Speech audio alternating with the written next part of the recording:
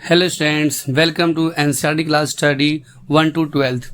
आप सभी प्यारे बच्चों का हमारे चैनल पर बहुत बहुत स्वागत है। आप हमारे चैनल पर नए आए हैं तो चैनल को लाइक करें, सब्सक्राइब करें और बच्चों शेयर जरूर करें।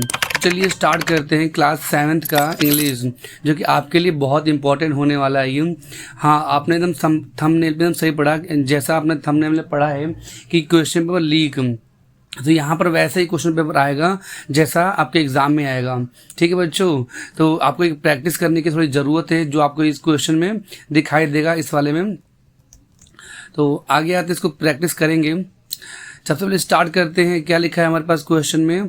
तो सबसे देखो, आपको ये इंग्लिश का पेपर दिखाई दे रहा है, इसको हम सॉल्व कर। देखो सबसे पहले जो है हमारे पास वो है पैराग्राफ। ठीक है, आपको ये पैराग्राफ पढ़ना होगा और इसको पढ़ने के बाद इसको आपको आंसर देने पड़ेंगे। ठीक है बच्चों, तो आपको यहाँ पर फर्स्ट क्वेश्चन पढ़ो क्या लिखा है। देखिए, what is the Amazon rain forest commonly known as, यानी कि अमेजन रेन फॉरेस्ट जो है वो किस नाम से जाना जाता है। तो देखिए यहाँ पर लिखा भी है ना, the Amazon rain forest often called the lungs of the earth.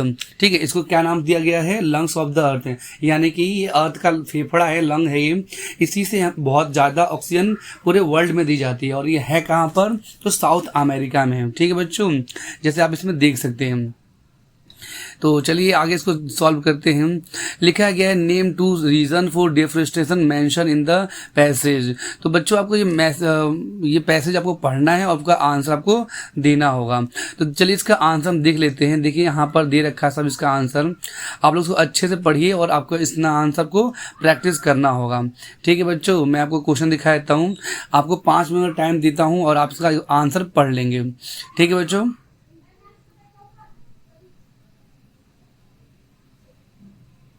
बाकी आप इस वीडियो को पॉज करके भी कर सकते हैं। ठीक है, आगे आते हैं। आगे क्वेश्चन में क्या लिखा हुआ है, देखो आगे में लिखा हुआ है एक और पैसेज आ गया। ठीक है बच्चों, जैसे यहाँ पर लिखा है once upon a time in a small village there lived a young boy named Ravi who loved. तो यहाँ पे आपको पैसेज दे रखा है, बोला गया है where did the Ravi find the injured sparrow. ठीक है, तो उसको स्पैरो कहाँ मिली थी, तो इन हिज गार्डन, ये इसका आंसर होगा। तो चलिए इसके आंसर में चलते हैं। देखिए यहाँ पर देखा ना, इन हिज गार्डन, उसके गार्डन में मिली थी, ये फर्स्ट का आंसर है ये। What did Ravi to do help the sparrow. तो मैं बता देता हूँ, ये अभी मैं आपको प्रैक्टिस करवा रहा हूँ और इसके बाद आपको एक क्वेश्चन दूंगा जो आपको करना होगा, आपको खुद से करना होगा। ठीक है, तो आप इसको पढ़कर इसका आंसर आप देख सकते हैं किस तरह इसका आंसर को दे रखा है साइड में, है ना। तो आप इसको अपने आप खुद से प्रैक्टिस करेंगे। मैंने आपको हालांकि आंसर दे दिया है।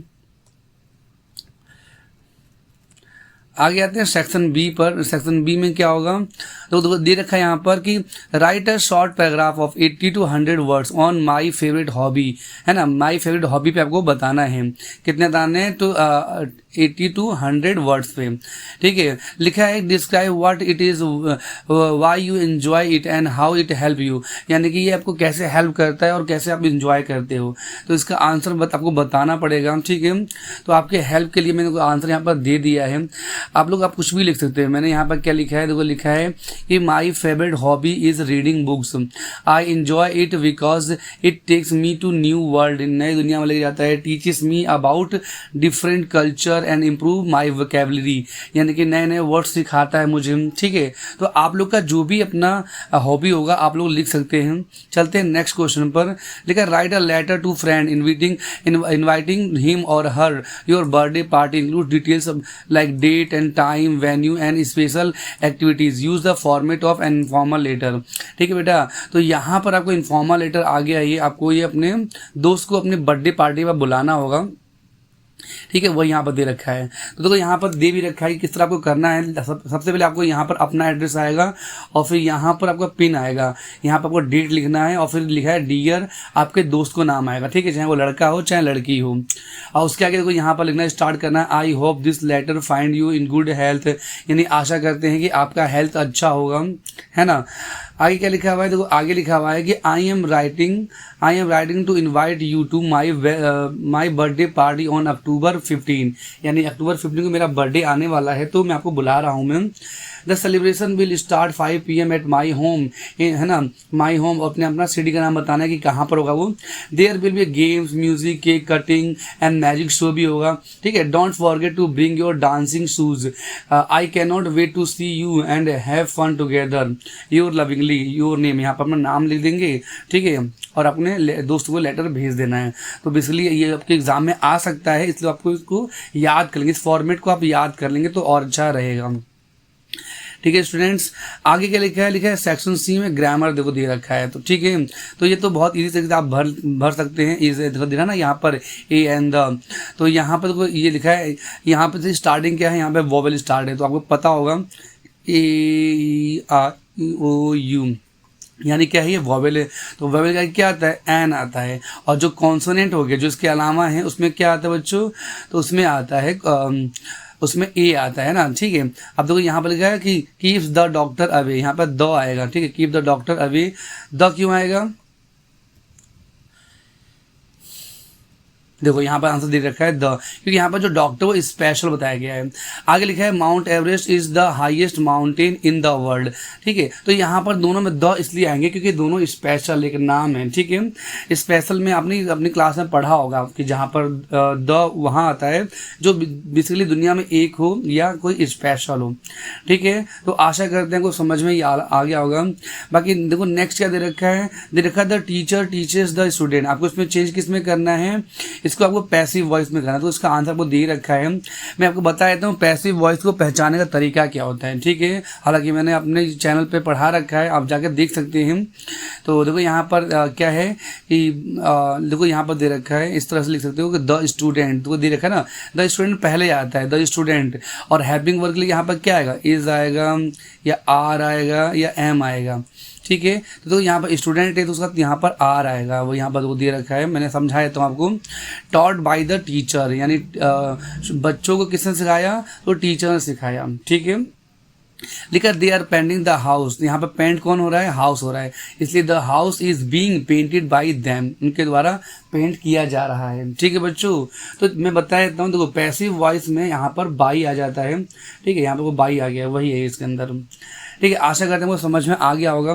आगे लिखा हुआ है fill in the blanks with the correct form of verbs given in bracket, तो आपको यहाँ पर वर्ब भरना है, ठीक है। प्रेजेंट का है ये, प्रेजेंट पास्ट कुछ भी हो सकता है। तो देखो लिखा सी, तो देखो सी के साथ क्या आता है, सी के साथ ये आएगा ES जुड़ जाता है, ठीक है। डू और डज में बता देता हूँ, डू और डज, देखो इस तरह से।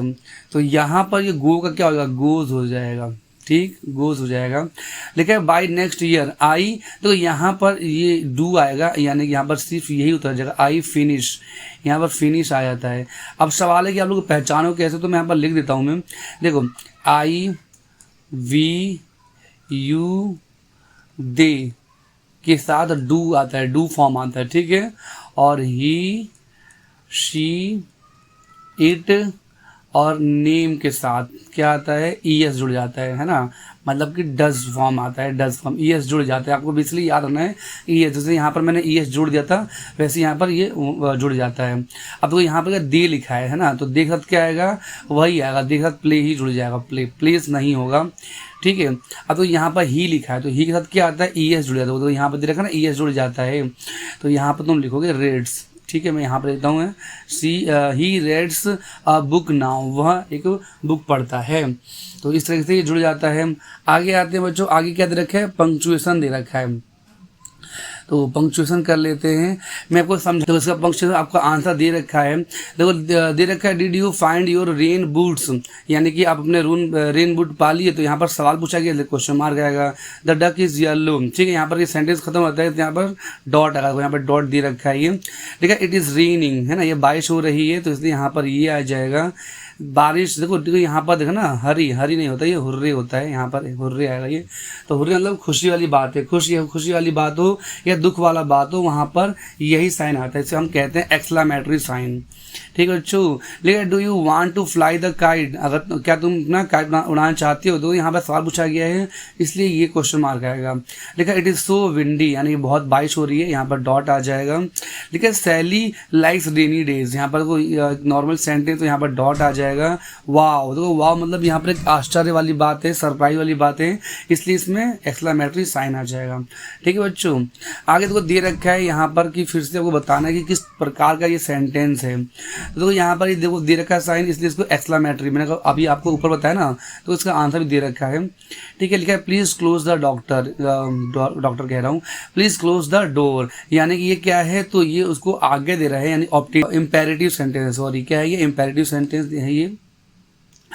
तो मैं बताया देता हूँ, तो यहाँ पर क्या लिखा है प्लीज क्लोज द डोर, यहाँ पर इसको ऑर्डर दे रहे हैं, तो ऑर्डर में क्या आता है, इम्पेरेटिव आता है। ठीक है, लिखा है इज इट रेनिंग आउटसाइड, क्या बारिश हो रही है, तो यहाँ पर सवाल पूछा गया है, इसलिए इंटरोगेटिव हो जाएगा। द लिखा है the sun rise in the east, यानी यहाँ पर बताया गया ये इसलिए असर्टिव होगा। असर्टिव वो होता है जिसे हम पॉजिटिव सेंटेंस भी कहते हैं।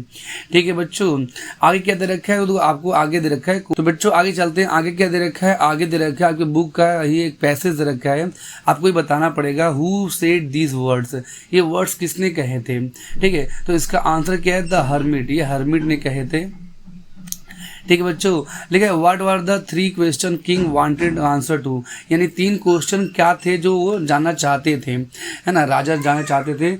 तो 3 क्वेश्चन यही थे। The 3 questions were what is the right time to begin something, what who are the right people to listen to, what is the most important things to do. तो बच्चों ये देखो चैप्टर बताने का भी टाइम तो है नहीं हमारे पास, ये आपने पढ़ ही रखा होगा, तभी तो आप यहाँ पर आए हैं। ठीक है, आगे आते हैं, आगे हम क्वेश्चन नंबर 2 पे आएंगे। क्वेश्चन नंबर 2 में क्या दे रखा है, तो क्वेश्चन नंबर 2 में आपको दे रखा है क्वेश्चन आंसर। ठीक है, तो आपको क्वेश्चन आंसर आपको दिखाई दे रहा होगा, आपको पूरा याद करना पड़ेगा। ठीक है, और अब इस तरह से आप प्रैक्टिस कर लेंगे। तो अभी के लिए इतना ही, बाकी मैं आपको एक क्वेश्चन पेपर दे देता हूँ ताकि आप लोग अपने प्रैक्टिस कर पाएँ। ठीक है।